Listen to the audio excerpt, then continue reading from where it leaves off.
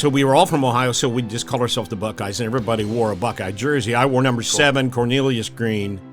Okay. It was a red fishnet jersey, back when they used to have fishnet jerseys that everybody wore, which is really hard on your nipples, I got to tell you.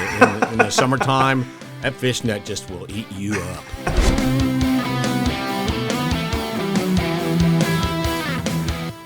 Welcome back to Athletics Check.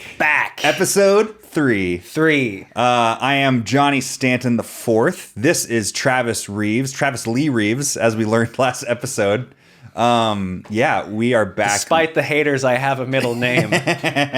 We got Clint McElroy. Wow. On this episode. Daddy McElroy. Daddy Mac. Mr. McElroy.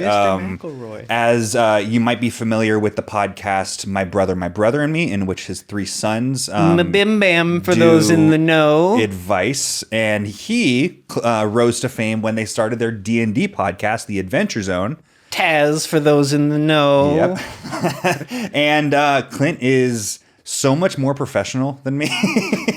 Not in terms of he's Clint McElroy. He's a dad. He's a dad. He's fun. He's like unprofessional in that way, but like the dude's a radio. He's a professional radio host. Really? Yeah. I didn't know that. He has a whole long. We talk about it in the episode. We have a long history of being in radio, including sports radio, which I think is super neat. Yeah. Yes, Clint is such a fun dude. I've been able to meet him a handful of times. Mm-hmm. Each time he wants to talk my ear off about fantasy football.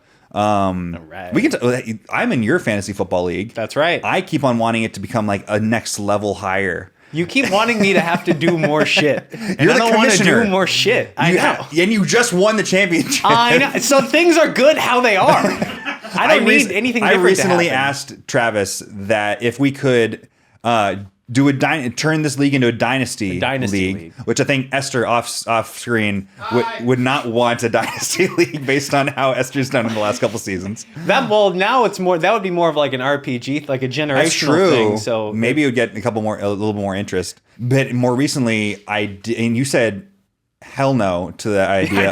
I didn't say quite emphatically over text. Hell no. Instead, we might consider doing a keeper league in which you keep 3 players in between seasons. Yes, which is fun. Which we would start next year. So it's more like let's get excited for 2 years from now. Yeah, that seems. I have yet to win a championship in this league. It's 2 seasons so far. Wow. I know, and it's pretty. And this last year, I tried really hard. Not in like the draft. We noticed. Like week 2 or 3. Thanks. No, week 2 or 3. I'm like, you know what? I'm gonna win this. And I missed the playoffs. Look, not everybody can trade Taylor Heineke for Breece Hall in week 10 or whatever. That made me so mad. Travis. Thanks, Poma. Travis is tell me, listeners. You'll hear it in the comments. Travis is the commissioner and took advantage of a poor lad. Took advantage. Jack Poma. He is poor and he is a lad, but he was the beneficiary of a Breece Hall, Taylor Heineke. Taylor Heineke. You're the football player. I know. I'd never met him. You guys don't all hang out? Unfortunately not. Trade in which most commissioners would veto. Anyway. Point is, I'm still mad at you for this. Look, you are familiar. If you're listening to this, you're probably familiar with Clint McElroy. Get excited to hear Clint, who is by far the McElroy most interested in sports. So get excited about that. Huge Ohio guy for all of my Cleveland Browns listeners, although he is a Cincinnati Bengals fan. But we got really in depth with Clint's history. So I'm excited for everybody to learn a little bit more about him and the lovely people in his life. And get ready for Clint McElroy. Well, Clint, on this show, it's called Athletics Check because I think it was a nice little play on words because of my history of athletics and my just absolute passion for tabletop role-playing games like D&D. And I think that gives me a good mixture of the jock and the nerd. You know, there's that false binary that the 80s convinced us was real. And maybe, you know, and very well might have been something that you grew up with. But I feel like you're a very good mixture of that as well. And I would love to be able to hear what you feel like your ratio of jock to nerd is, whether it's 50-50, 70-30, 30-70. What would you say at the start of this conversation you feel like your ratio is? I would honestly say I'm more jock adjacent. Okay. I have always loved sports, which I got from my dad, who was a huge Ohio State Buckeyes fan, and so I was kind of raised on that. I've watched. Here's the defining factor: I've seen every Super Bowl. Amazing. On TV, live, cool. but not in person. I've never seen one in person, but I have seen every Super Bowl, and there can't be too many people still alive that could say that. You're not that old. So I would say I'm a huge sports fan. Yeah. Fell in love with the Atlanta Braves when we moved to Georgia, and I got to meet Henry Aaron and Felipe Alou and all of those guys. And then probably the defining sports love for me was Cincinnati Reds, Big Red Machine, and just I live and breathe the Reds. Yeah.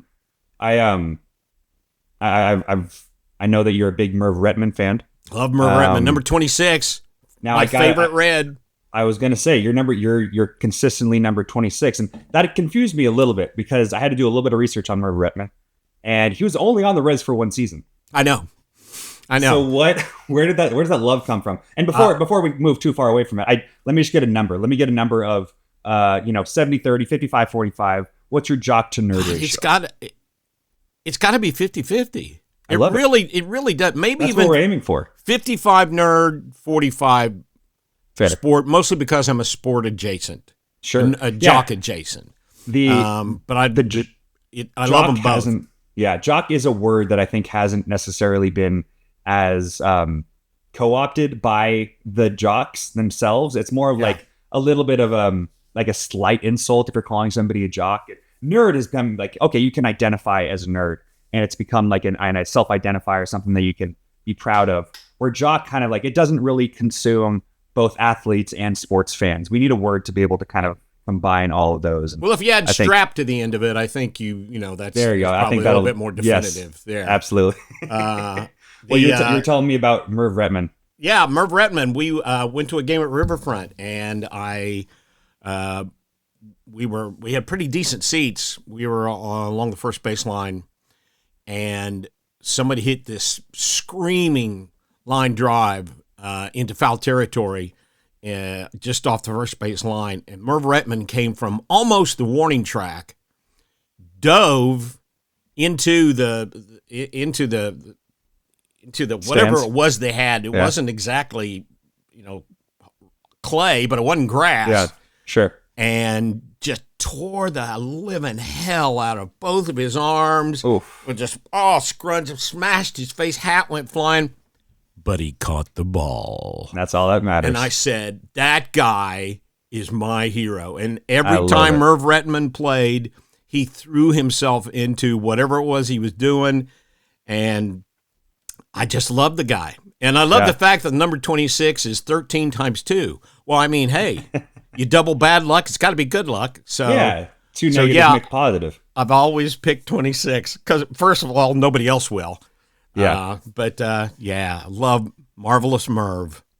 So was before we go back to your other fandoms, which I've been able to learn you have a number of. Obviously, you're wearing your Bengals hockey football jersey. But did you wear number 26 when you're like playing sports? Like, for example, when you had that football injury in college when you hurt your neck, were you wearing 26 then? No, that was intramural. See, this is what makes that a great story. When I was single, I would tell girls, I hurt my neck playing football at Marshall. And they'd go, really? I said, yeah, I had to wear, one of those collars around my neck, and they took me off the field in an ambulance, which is all true. They drove the ambulance up on the field. It was in a big playoff game. But it was intramural flag football, John. Intramural flag football. But you don't include that detail till they've already have fallen for you. What exactly happened? I heard it was something with like a muscle in your neck. I spear blocked a guy. We're playing flag football. We're in the championship of the intramurals, and for some stupid reason, I just put my head down and led with my helmet, except I wasn't wearing a helmet, and my head snapped funny. And next thing I remember, I'm in the ambulance with my cousin Tom Neal. Oh wow! And Tom says, "I think he stopped breathing," but I didn't stop breathing. I hope. It was like with a minute and a half left in the championship game. We were down by probably 14, so we weren't going to win. But you're going to Merv Retman your way into a championship. I was going to, by golly, look out for me. I'm going to hit this guy in the chest so hard they give me 14 points. Man, that was definitely before the days of coaching, of like keeping your head up for hits. And this is still flag football. You're not supposed to hit anybody. But I'm sure those college games would get a little physical. It's funny, all these guys that are on this intramural team, we called ourselves the Buckeyes because we were all from Ohio. And because Marshall is right across the river, Huntington is right across the river from Ohio. And so we were all from Ohio, so we just called ourselves the Buckeyes, and everybody wore a Buckeye jersey. I wore number 7, Cornelius green. Okay. It was a fishnet, a red fishnet jersey, back when they used to have fishnet jerseys that everybody wore. Which is really hard on your nipples. I got to tell you, in the summertime, that fishnet just will eat you up. They don't have those problems in football jerseys anymore. I guess not. No. Oh, why? They don't have nipples? No. Okay. No. Yeah. This is a family podcast. Sorry. But if I'm not mistaken, it's that injury is the reason why you wear a goatee now. It is. I started growing a beard there. I had what they call a cervical collar. And I had to wear it for about 2 months. The coda to that story, and I hope it's not too risque for your podcast audience. I was on the air with my morning show partner Steve Hayes years later, 4 or 5 years later, and we were talking about Darryl Stingley. You remember Darryl Stingley, who played in the NFL and was injured in a game, I think, against the Raiders, and had to, and so my morning show partner, Steve, said, so you had to wear one of those cervical collars when you were in college, right? And I said, yeah. And I told the story. And he said, well, and with my hand to God, this is a true story. And he's sitting across the glass from me because he was in the production room and I was in my room. He said, so what, does that fit around your cervix? Oh, no. And I said, not around mine. And it wasn't until he turned the mic off that I went and said, Steve, let me explain a little something to you. But yeah, I grew a beard. Anatomy 101. Yeah, I was living on campus in the jock dorm, Hodges Hall, and so hygiene wasn't a big issue for me, like showering and stuff. So I just grew the beard, and to this day, I would say for 95% of my life, I've had some kind of facial hair, because when I have no facial hair, I look like my mom. And my mom's a beautiful woman, but I don't want to look like a beautiful woman. Well, maybe I do. It's absolutely been, I think, a staple of yours now. I think you rock the beard, the goatee, whatever facial hair you're rocking, especially that long, the flow that you got right now is incredible. Works great with your hockey jersey. Got my flow. For those of you who are listening on podcast, you're really missing out. But you mentioned you went to Marshall, and I was curious. The movie Marshall, Thundering Herd, led by Matthew McConaughey, tells the story about the lost football team. I was curious, what time of in history did that happen? Was it before or after you were there? It was before I was there. I was in high school at Ironton High, because I can remember the night perfectly. Yeah. It was I think it was 2 years, maybe 3 before I went to Marshall. So yeah, it was a tremendous tragedy, obviously. Yeah. And it really knocked the slats out. It really knocked the slats out from the entire region, really, because Marshall was our college. Now, we all grew up Ohio State fans, and some of us WU fans and UK fans, but Marshall was our local university, and that part of the country is just so. It not only just sports focused, and that really is what binds communities together, but specifically football. Cleveland, as hard as it's had a time with football, and Cincinnati kind of a little bit before that, or around the same time. But Cleveland has a baseball team, has a basketball team. but the Browns are really the center of that community, and Absolutely. Cleveland lives and dies with the Browns. And I'm sure Cincinnati is similar with, the Reds are obviously a huge part of that history of the city, but I think the Bengals are really what lives and, cause the city to live and breathe. Yeah, and we think, back then we thought nothing of the 2.5 hour drive to Cincinnati to see a Reds game, and then 2.5 hours drive back the same night after the game. Right. Of course, that was about 4 decades ago for me, so I don't know if I would survive it now.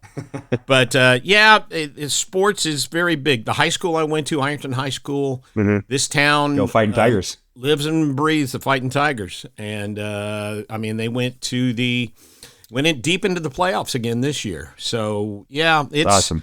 It really brings the community together and gives everybody something to, kind of believe in. And I think that's one of, if not the most important thing about organized sports, I think, is that sense of community, that sense of belonging. Absolutely. I mean, how many people will talk about the team that they support and say we? Exactly. Especially when we win. Yes. They lose, but we win. And I think what's so funny is when somebody's trying to downplay that. It's like, what are you talking about? You're not part of the team.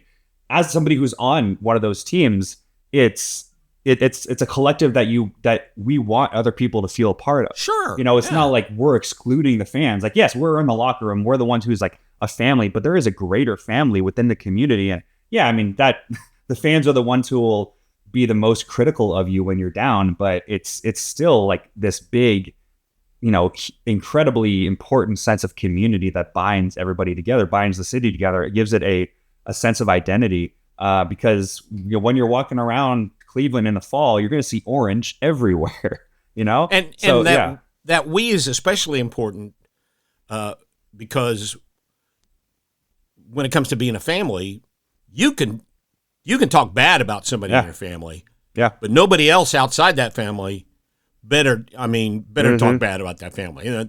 I haven't been in a lot of fist fights, but probably the 2 times it was because somebody else was doing something to a member of my family. Sure. And I think it's the same way with sports. The only time the we bothers me is announcers. Oh, sure. Okay. We really should have tackled that guy before he made the turn. Dude, you couldn't have even stepped on the field. And I say that about some of my favorite announcers of all time. But that's the only time we bothers me. Yeah. Well, going back to Ironton High, Fighting Tigers, you've created quite a legacy from what I hear.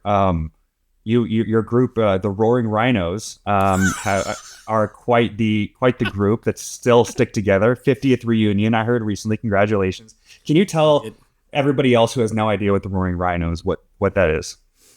When I moved here in the in fall of my freshman year, I moved from Nevada.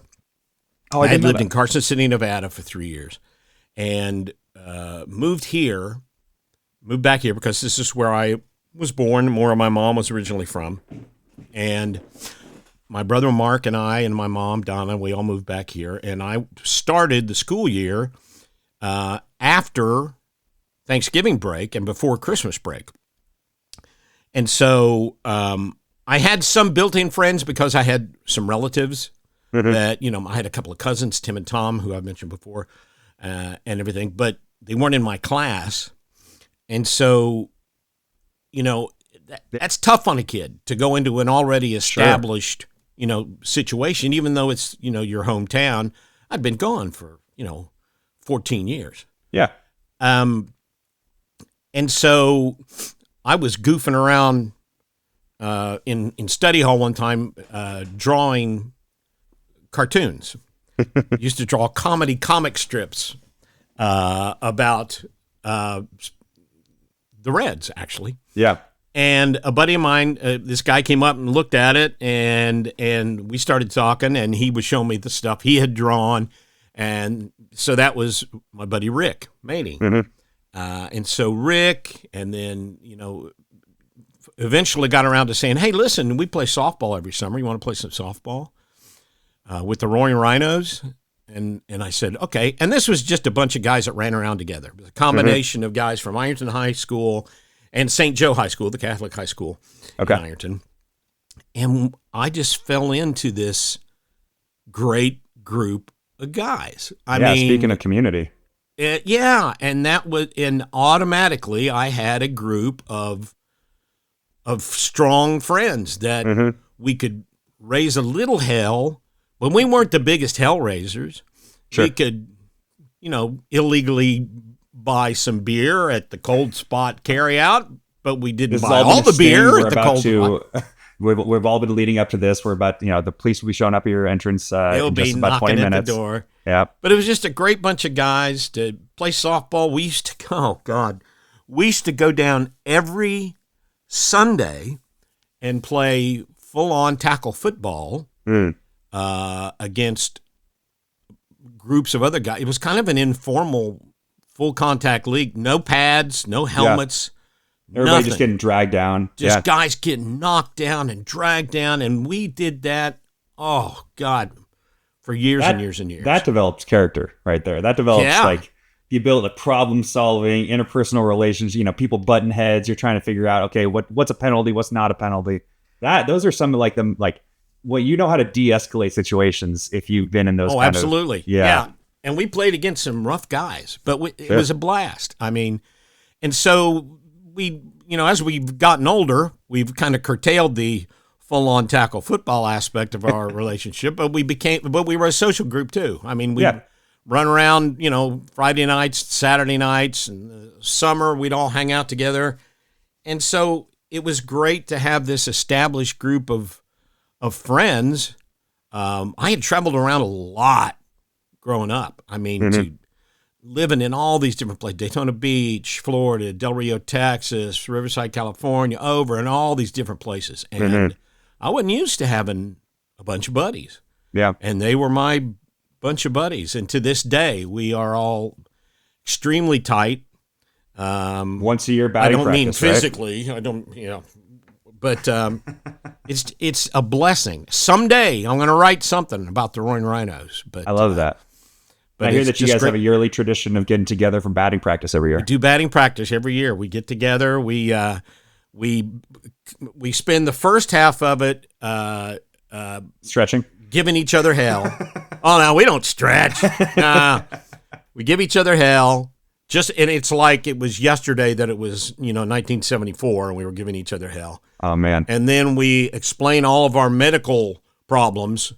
To explain why we can't bend over and get that ground ball, why we don't dive, for line drives, and just get all caught up with each other's lives. And they're a super bunch. I'm misting up a little bit, honestly, just thinking about how lucky I am. I have been extremely lucky in the friends that I have made because they're good dudes. They're good dudes, and we've stuck with each other through the bad times, the good times, and I'm honored to have them, and that's so awesome. It really and truly came from playing softball. That's so great. Like, it seems like you had this automatic community already of this great like nerd jock kind of combo that you already had made. Like you met this person by drawing little comedy strips. Like that's I think somebody might take that the wrong way and it's like, oh, you're drawing in class, like nerd or whatever. But that's a study hall. Yeah, exactly.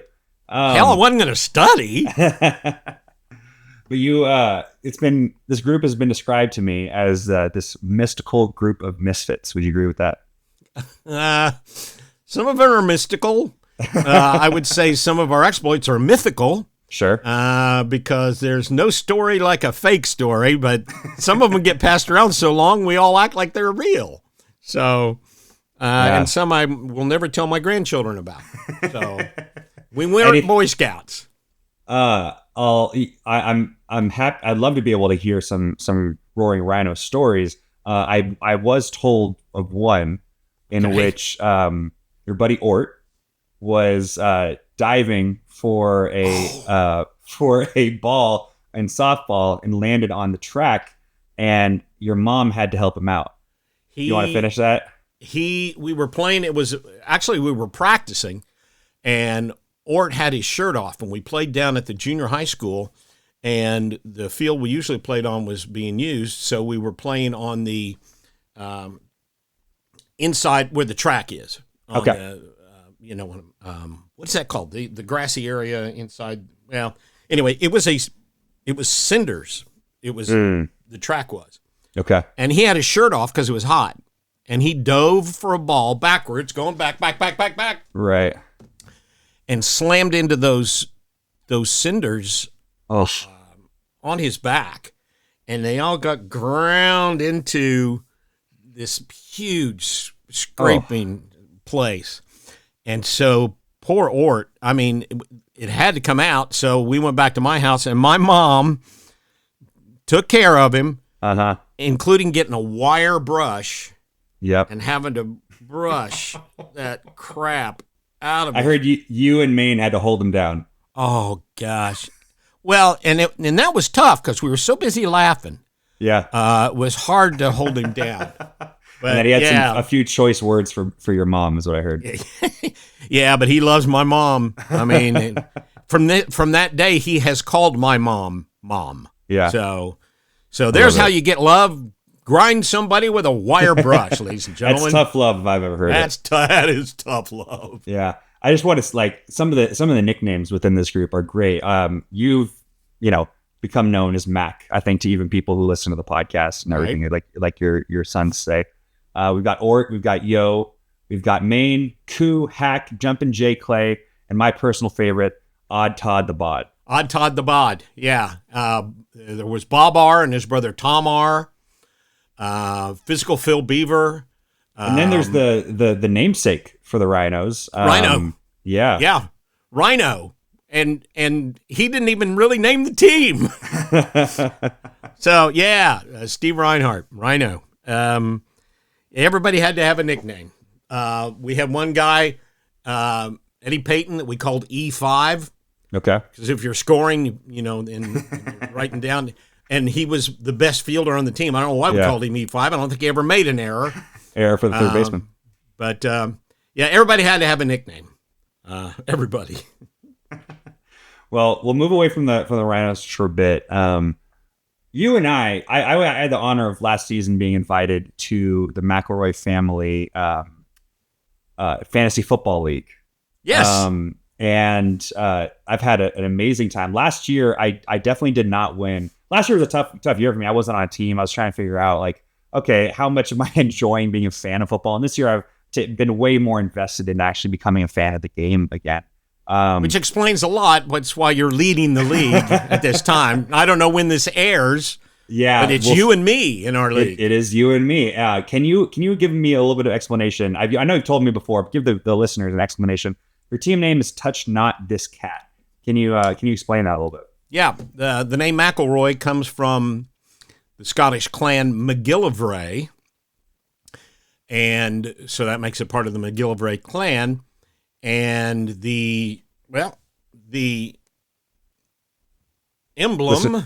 Listeners at home, he has a ring, a signet ring. I'm not going to be able to say. Yeah, I have a signet ring of a cat, and it says, "Touch not this cat." Now, the whole expression is "Touch not this cat without a glove," or "Touch not this cat without a glove." Yeah. Which I always thought sounded real badass. So I said, "Yeah, we'll use that." And so, that's where "Touch Not This Cat" came from. It's basically carrying on the clan motto at this point. That's clan with a C, by the way. Yeah. Okay. Yes. No, of course. No, but I just love I love a dynasty type of name that you always go into the season with. I've had a couple. I think my team name in this league is Stanton on the goal line.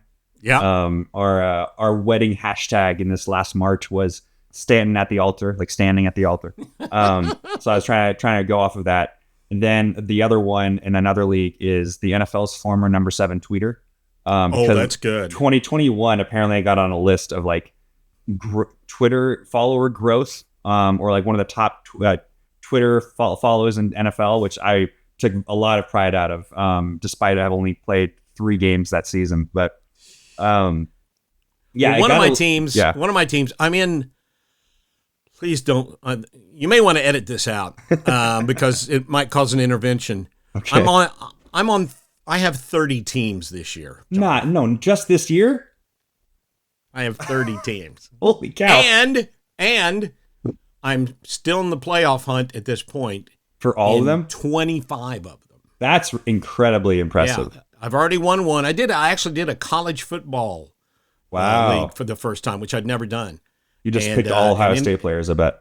No, just one. Just one. How do you pick your players for when it's coming, getting ready for the fantasy football draft? For fantasy football draft, I am one of those freaks that buys every magazine. I subscribe to every website. Wow. I watch every preseason game.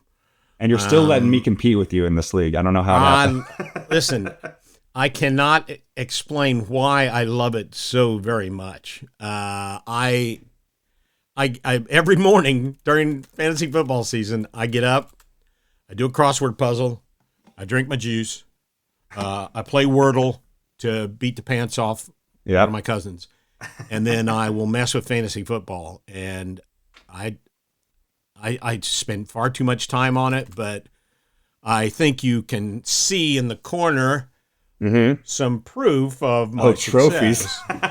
Yeah. Hey, listen, I do rings, I do trophies, I do it all. You got to show your successes, or else what's the point? I got to. So I will let you love know. it. But in one of those leagues, a couple of the other guys in the league wanted to have Star Wars names. So I was cool. Jabba the Hutt 1. Nice. So Hut 1, Hut 2, Hut 3. there you go. I don't know if you know this, but there's one of the top fantasy football podcasts out there. One of the top sports podcasts out there is the Fantasy Footballers. And Mike Wright is one of the co-hosts of that. Yes. And Mike's a huge D&D nerd. And Is he really? Yeah. So we gotta connect you guys at some point because Mike, call me. Yeah, go Mike. Hell yeah. Yep. So I think I was told that you get every draft magazine. I was told to ask how many fantasy leagues you're in. And I offered it up freely. See, intervention time. Somebody. Well, you're obviously an incredibly competitive person. Does that like run in the family? Are the boys competitive as well? They act like they aren't. Yeah. But when they were growing up, they sure were. Sure. Every content. They were competitive on a lot of different levels. No McElroy has ever been blessed with the jock gene. I mean, the sports gene, the athletics gene. I had them all in Pee Wee League football at one point, and it, darn near killed them. No. But, we played basketball in the backyard a lot. But nobody was really blessed with a lot of athleticism. The competition came at the dinner table.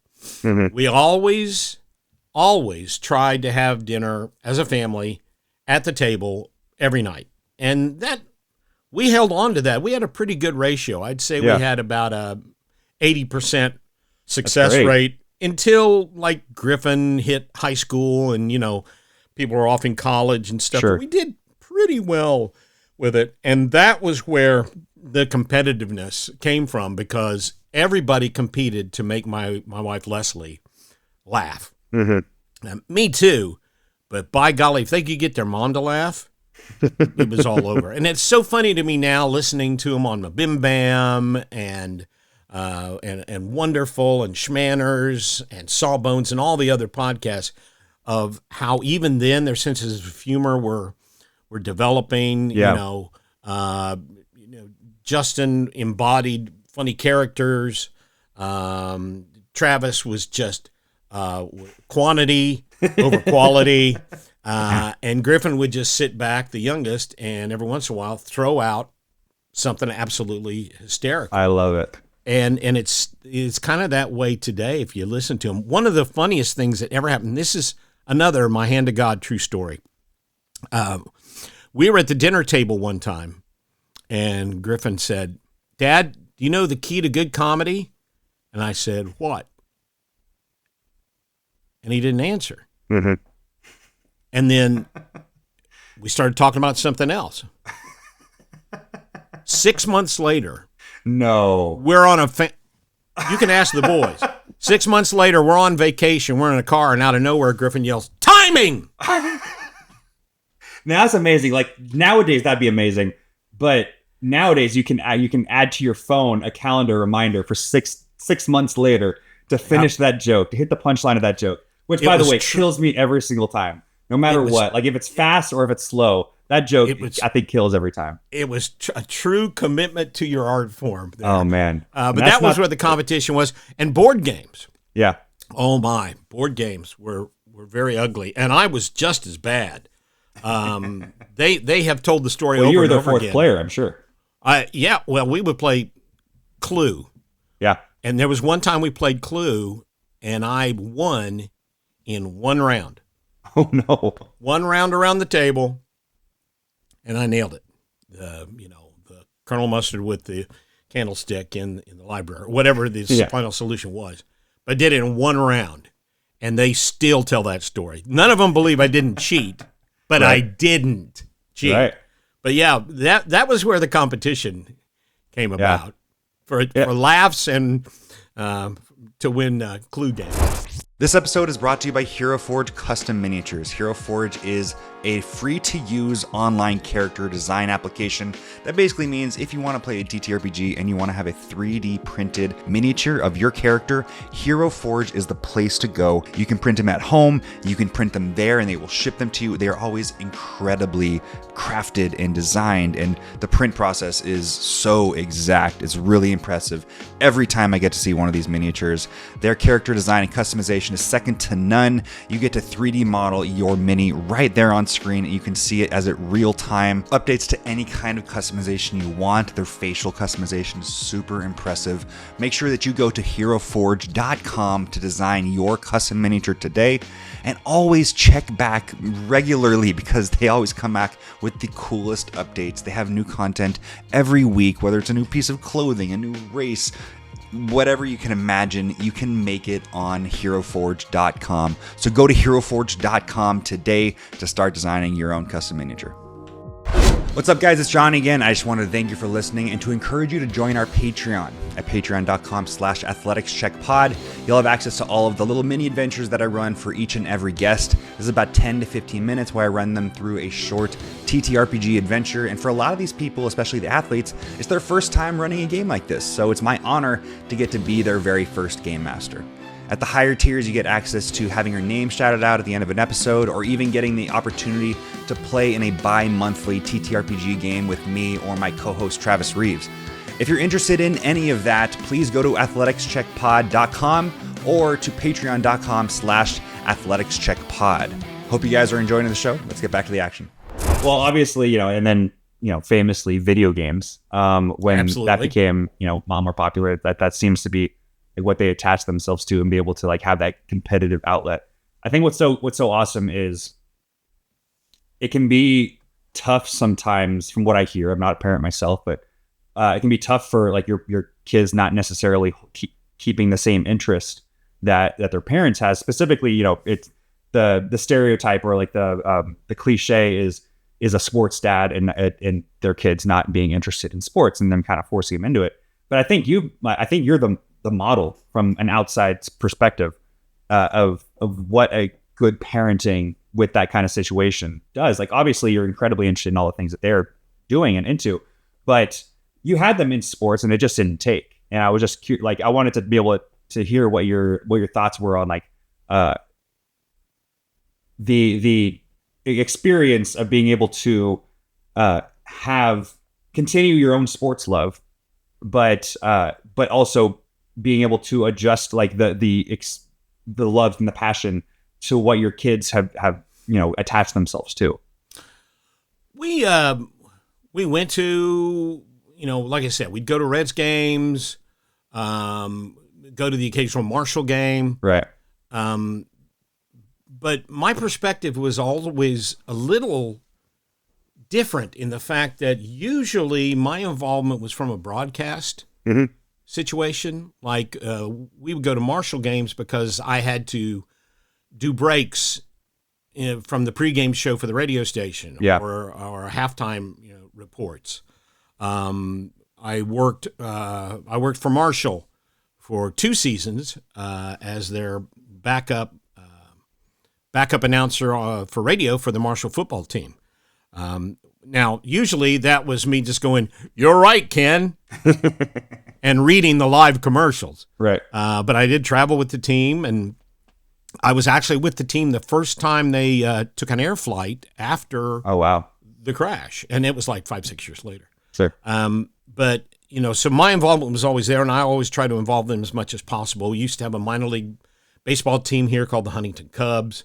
We had a really fun hockey team. I think it was in the ECHL called the Huntington Blizzards. Okay. And I used to watch a lot of sports. And if they wanted to watch with me, that was cool. Yeah. I never tried to force anybody to watch Right. with me. I have a grandchild or two who, before they learn to walk, would get swaddled up and have to sit in my lap while I watch sports. But That's as close as you get I to don't think it forcing them. ruined anybody. But, it's like anything else. You expose them to it. If it takes, it takes. Yeah. I read to my kids every night before bed. And when they became old enough, they, thank God, carried on and did their own reading. They all three are very, well read and really well versed in Sure. in literature, and especially reading the things they want to read. Of course, there were always comic books around the house, and so you encourage that, and once a child starts off to school and starts, the Venn diagram starts adding more circles, Yeah. for crossovers, they're going to develop different interests. And, which is awesome. At that point, you go from being an introducer of something to a supporter. Yeah. And being of introduced something. to things. Yeah. Yeah. And it was like that.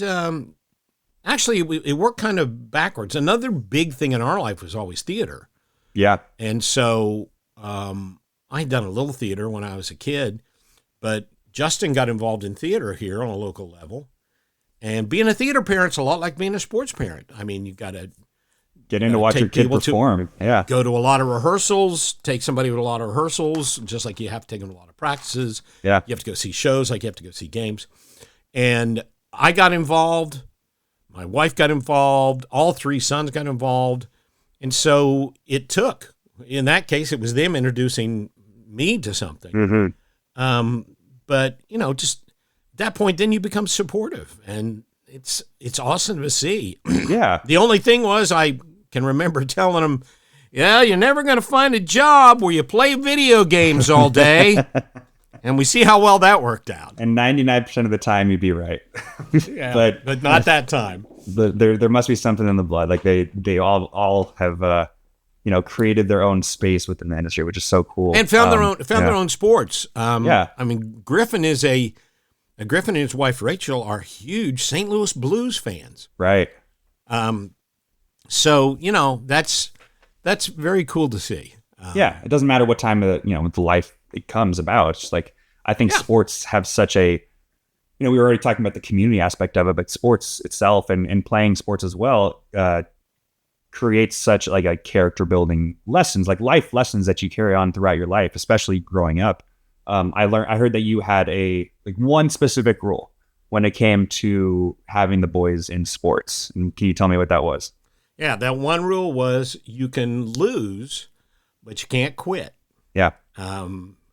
Now I know who you've been talking to, Stanton. Now I know who you've been talking to. You think you know. This really came to the fore, and they all three give me crap about this. I'd always say McElroys don't always win, but they never quit. Right. And so, they played soccer, didn't like it, didn't take. Like I said, they played football. But Travis decided he wanted to try wrestling in middle school. And so he went out for the wrestling team and had a really tough practice one time and didn't want to run. And he was running. He kept dropping. His coach was yelling at him. So he said, I've been there. Yeah. He said, I quit. So he came home, told me. So we went, had a little talk about it. There, we live really near a park called Ritter Park. We went over to Ritter Park and sat at a picnic table, and I told him, I said, Trav, I understand that, but we don't quit. Yeah. Whether if it's marching band, if it's, if you've made a commitment, you got to stick with the commitment. Right. And so he went back. He asked the coach if he could be back on the team, and the coach let him back on the team, and he wrestled. He continued to wrestle. I went to every match except one, which was out of town. That's the one he won. Oh, no. He won the one, but he didn't quit. And That's awesome. You know, when I express how proud I am of him about it, and I did then, and I still am, wasn't the fact that he, you know, was a state champion wrestler or anything like that, but it was because, you know, he didn't quit. And they give me hell about it all the time. But you know they're gonna take up the same practice when they see their kids yawn through the same. I hope so. Yeah, I hope so. I did hear about one time where I don't know if it was the same coach, but you had some choice words for that wrestling coach when it came to something that happened at a match. We were they had a meet with another team, and I was sitting up in the stands, and the other team did not have somebody in a certain weight class. So in order to not, cause a problem for our team member, our wrestler who was in that weight class, our team had Travis wrestle the other kid. Was he in the same weight class as that kid? He was on the same weight class as that kid. So he wrestled that kid and, almost pinned him. Almost. Oh. The guy had to win on points. Yeah. And I was very, very proud of him because he led at one point. But in the scheme of things, the coaches were allowed in the periphery around the ring, around the circle, on the mat to coach, yell out encouragement, sweep the leg, get out. And this coach was only yelling encouragement to his star player and not Travis. Right. Even though Travis is on his team too. All the people in the stands are all cheering for the star player. Oh. And not booing Travis. Right. But there was not one-sided. approving when he did something good. I was the only one yelling when he did something good, when he did a takedown or an escape. And it was really obvious. And after the match, I went down. They were having a break, and I went down and I said, I just want to remind you, you had two players out on that mat. Nothing wrong with you shouting encouragement and giving direction to the one, but you should have given direction and you should have encouraged the other one as well. Yeah. And the fact that the other one is my son has nothing to do with it. It could be anybody's son. Good for you. But it did have everything to do with it. Sure, absolutely. But from that point on, I think there was a slightly different relationship with that coach. He's just lucky that it was me and not Leslie. Oh, yeah. Because there would have been like a smear left on the mat with a whistle in the middle of the goo. And that I believe it. I believe it. Well, let's switch it over a little bit to the nerd side. Okay. To have the mix a little bit, come back to the nerd jock combination. You obviously are known for playing some incredibly lovable, well-known TTRPG characters, and I would love to find out in this segment that we're calling Player Cops, what player, whether it be football, basketball, baseball, whatever, what player, what position, actually specifically, would you consider all of your most well-known characters to be playing? So, for example, what position would Merle Highchurch of Taz Balance fame be playing if he was an NFL player, an MLB or NBA player, or hockey? You're wearing the hockey jersey. I'd say he'd be a holder on place kicks. Oh, come on. Which is important. Which is very important. Usually a punter. Plays usually that a position. punter. Yeah. I think Merle, if Merle were to really concentrate on one thing, he'd be much better off instead of having to do more than one. I can't see him running a route. I can't see him running a button hook. I can see him maybe as a catcher. A catcher in baseball. Catcher would be another one, yeah. That's a good dwarf position right there. Catcher would be perfect. He wouldn't even have to kneel. And he's got a big gut, so he wouldn't have to worry about pads. I'd say Merle would be catcher would be good. I think sticking with catcher would be would be good. I think Merle would be a good goalie too. Oh yeah, absolutely. In hockey, I think he'd make a good goalie. Just a wide guy stopping all the pucks. Yeah, and could use maybe Mage Hand to there you reach go. over that corner of the net. Yeah. Yeah. What about Ned? Ned Chicane from Ned Taz Chicane. Amnesty. Ned was just. I loved playing Ned because he was so full of it. I could see him as a head coach. I could see him as a head coach. I could see him as Deion Sanders. Oh, sure. I could see Prime time Ned Chicane. I could see him being prime time. He, because Ned loved the attention, and basically had a heart of gold, but you had to get through a whole lot of dross to get to that heart of gold. Yeah. I think Ned would have been a pretty good third base coach. Yeah. Telling somebody else what to do. Oh, he'd be in the third baseman's ear, just distract him the whole time. I love it. What about Arlo? It's kind of a tough one, but you only got to play Arlo Thacker. for so many. Yeah, Arlo Thacker was, when we did Amnesty, Arlo came on after something bad. Spoilers. No spoilers. Yeah. And was a very conflicted character, had a lot of unusual gifts. I think Arlo would have been a good pinch runner. Okay. I can see that. Utility Specifically. infielder and speed. Yeah. A lot of speed, long and lanky, and comes on late in the game. That's true. I like that. That's a good one. How about Argo? Argo Keen. Oh, Argonaut Keen. Argonaut Keen was such a weird character. I started off with him A lot of doing fun a voice characters that season. like Robert Shaw, like shark's eyes, dead eyes. And he was just a mass of idiosyncrasies. He'd probably be a relief pitcher. Okay. One of those Definitely really leaning into like Bill Lee, baseball the for sure. spaceman. Okay.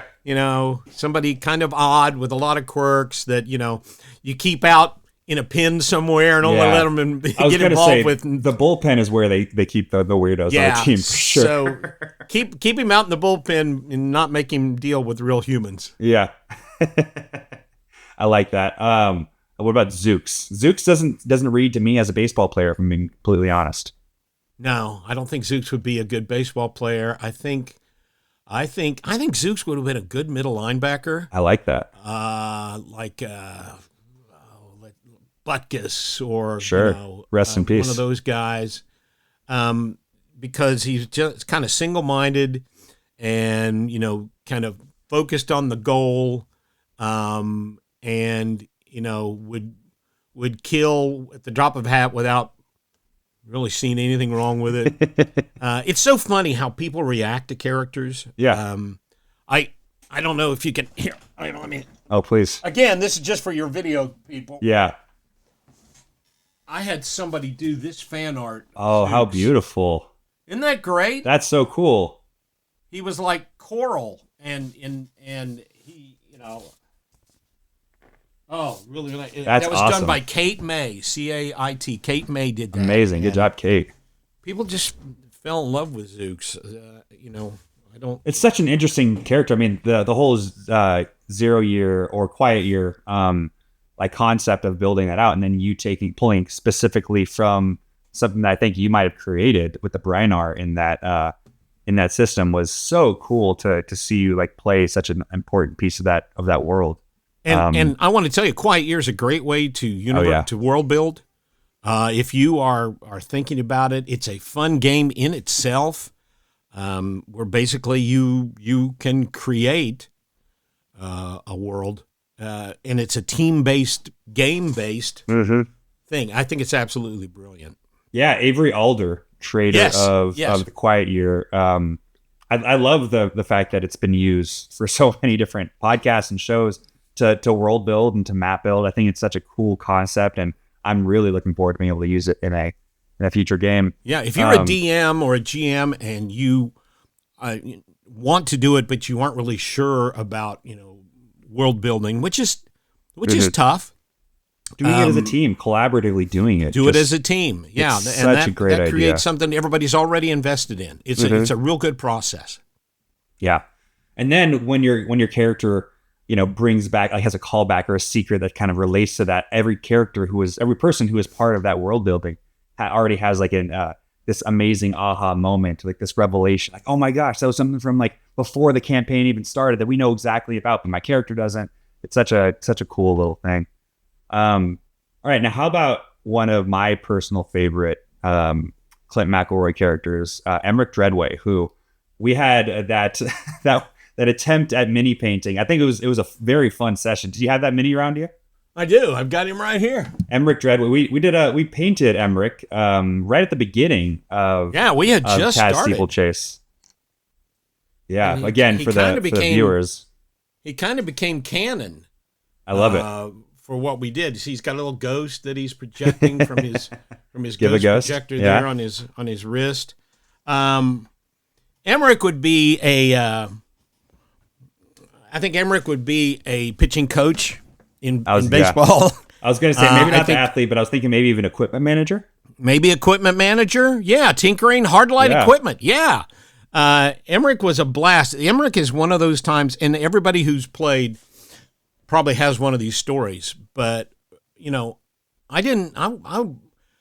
was not a fan of Emmerich. Even when I created him, I thought, this will be kind of fun, and I kind of created him to fit in with what the other two wanted to do with their characters, and I wasn't really, but he was so unique.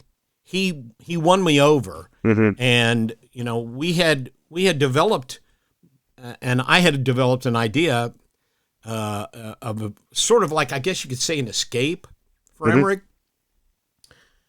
But I got to love him so much, and it was so much fun playing him.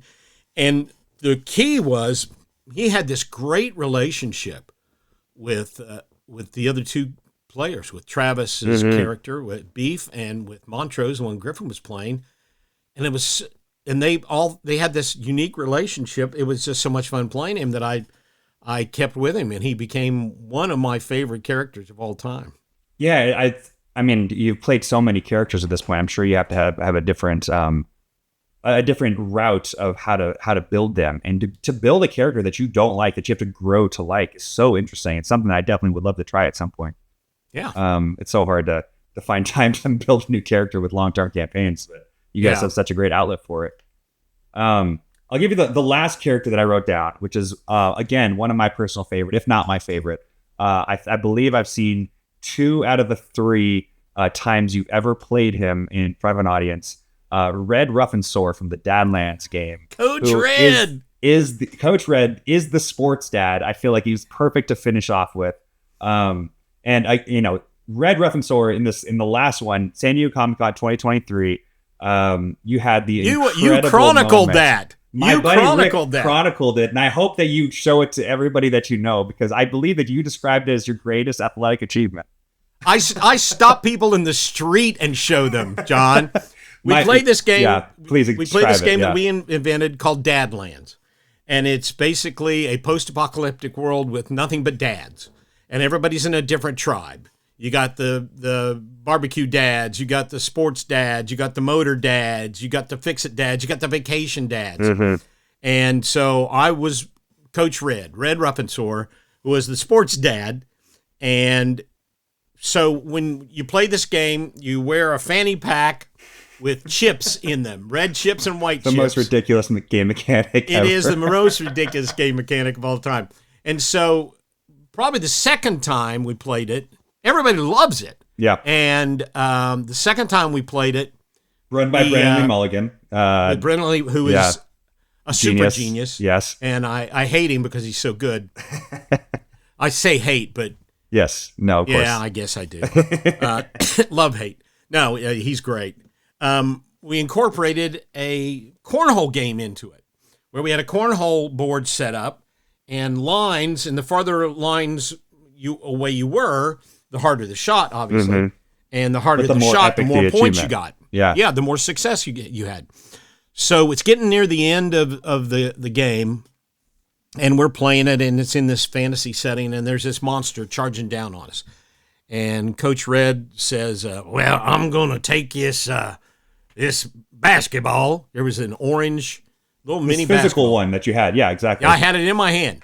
I said, I'm going to take this basketball, and I'm going to throw it so it lodges in that monster's throat and it chokes to death. It was a real typical McElroy move. And you were just going to be doing it, flavor-wise. It wasn't going to be something that you were expecting have to physically do. That I was going to have to do. Yeah.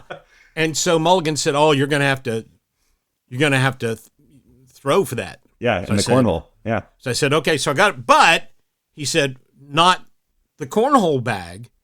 You're going to have to throw that ball in." Right. So much harder. So I stood back, and John was out in the audience and videoed this, so I have this record, and I will be eternally grateful to him for this. So there's a hush that falls over. They're all giving me hell. Come on, Mac. Come on. Yeah, you're Do never it like going to you make taught it. us. Yeah. You're never going to teach it like you taught us in the backyard. So I knew I wasn't going to be able to lob it in. So I threw it. It bounced once. It bounced another time on the actual board and went right in the hole. Through. It was in the hole. It's in the hole. One of the most epic moments I've ever, concert, show, game, anything I've been to. I was in the audience for Clint McElroy sinking the final shot. The crowd went wild. Truly started incredible. chanting, Clint. It was Clint. so I need great. to post that somewhere. You someday. really do. I'm surprised you haven't. You need to post that. It's such a great moment, and everybody, all the boys, Brennan, they all jumped from their seat. They practically carried you out of the theater on their shoulders. Saying all of that, what position is Red Ruffensor? Because I feel like he's an all-time quarterback. Well, it has to be. It has to be. Yeah. With that arm? Yeah, I'd say that I put him at Gardner Minshew levels. I like it. Minshew mania. I think, because he has kind of a stash. You can't see it because it's part of a whole beard. But and I love quarterbacks like that. Yeah. Give me a Brett Favre gunslinger. Oh, yeah. Kind of player. The word for it. 100%. Anytime, any place. But yeah, he has to be. He has to be. He has to be that quarter. You know what? How about Brock Purdy? How about Mr. Irrelevant? Yeah. Comes on and, I don't know. changes everything. Red has so much more personality than Brock Purdy does. I love Brock Purdy, but I think I love the Gardner Minshew comparison because let's go with Gardner Gardner's Minshew. a great guy. I have a bunch of friends who are good friends with Gardner. I've been able to be around him, and he's everything that you'd want him to be. Gardner's a great guy. Awesome. Then that's a good analogy. We'll take that. Absolutely.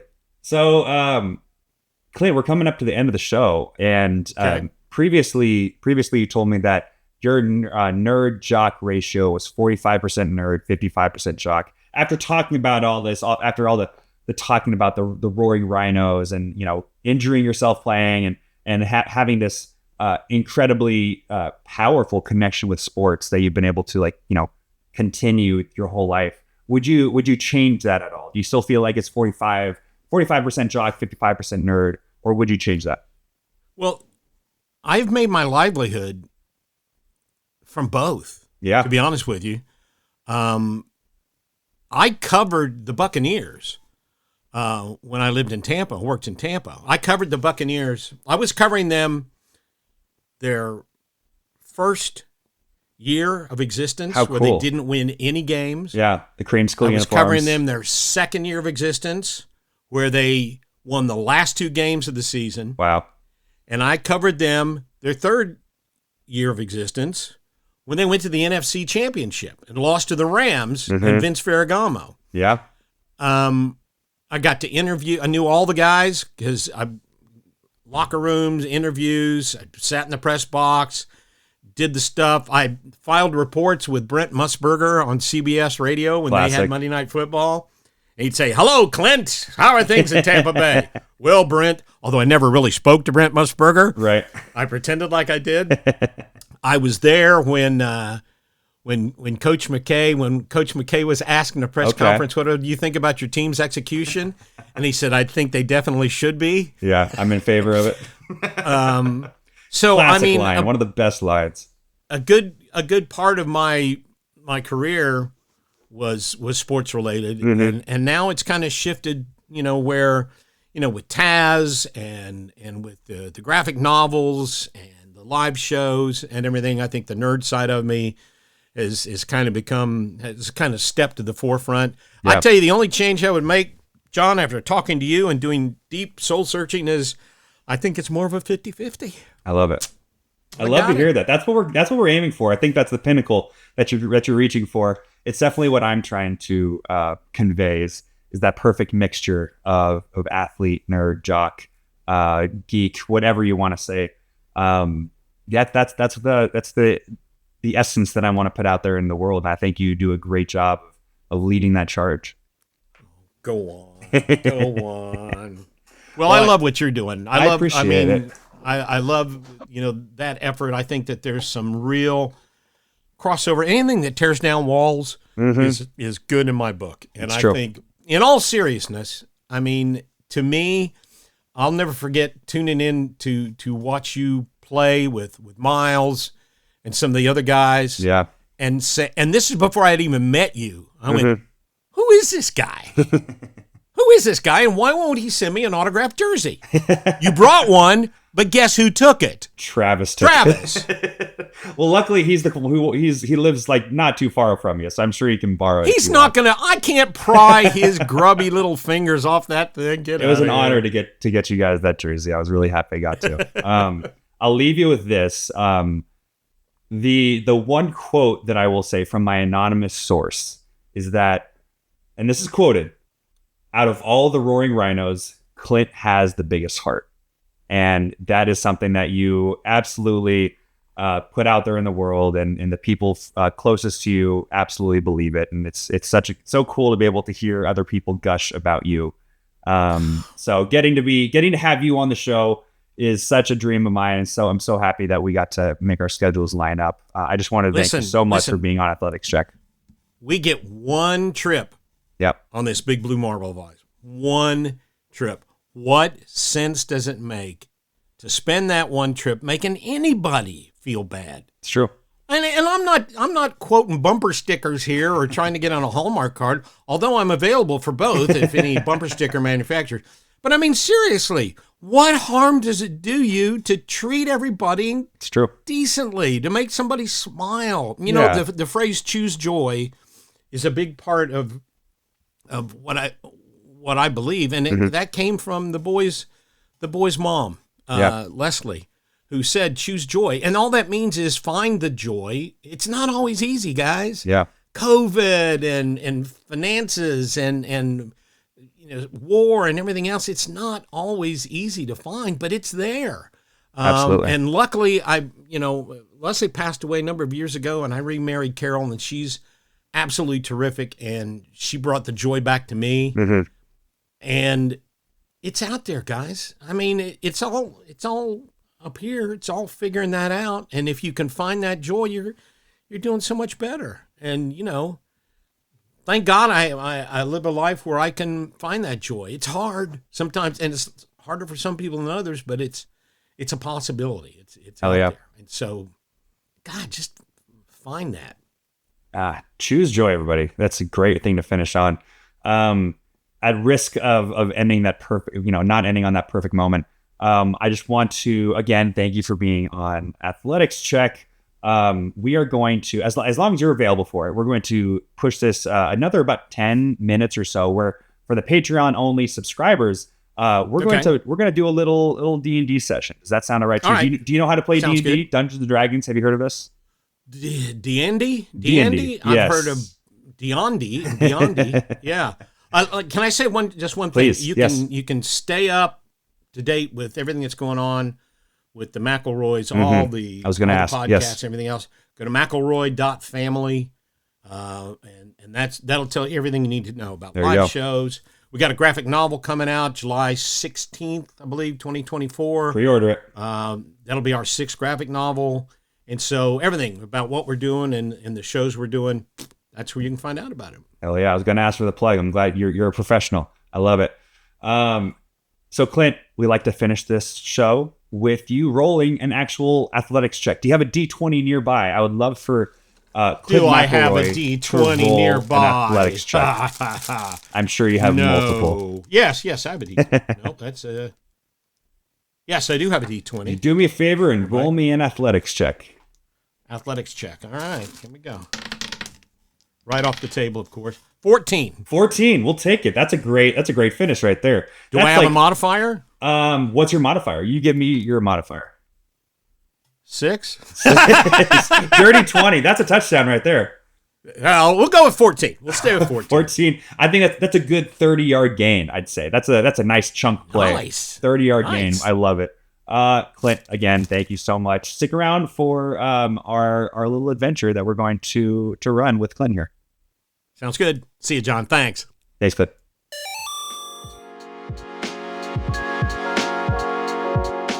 All right, thanks for listening, everyone. If you enjoyed the show, please take a moment to rate it and leave us a review. You can find us on YouTube, Apple Podcasts, Spotify, and everywhere else podcasts can be found. Don't forget, we do have a Patreon in which we talk to each of our guests about playing Dungeons & Dragons, and I run them a little adventure. I hope you guys do enjoy that if you are a Patreon subscriber. Audio editing and music by the incredible co-host Travis Reeves. Video production and editing by Frank Janisch. And I'm your host, Johnny Stanton IV. To find out more about what I do, check out my website, stantoniv.com. This has been an effing funny production. We'll catch you next time, but until then, can you roll me an athletics check?